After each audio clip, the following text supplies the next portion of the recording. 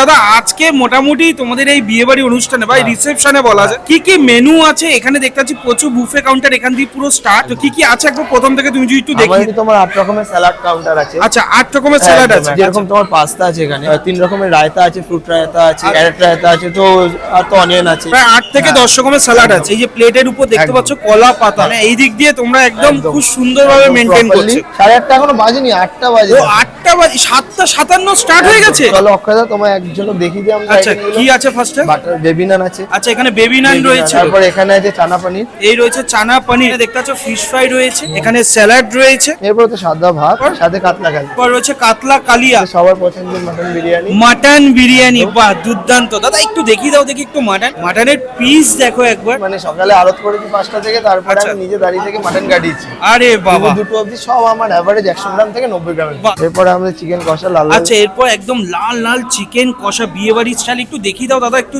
Chicken কষা। দেখতে পাচ্ছ, দেখতে কতটা টেম্পটিং লাগছে। তারপরে আমাদের বাঙালি সবার পছন্দের আচ্ছা। আমের চাটনি, আমের চাটনি, একদম। সাথে পাঁপড় আছে। হ্যাঁ, আর আমাদের পার্টি যে দোকান থেকে বলেছে সেই দোকান থেকে রসগোল্লা।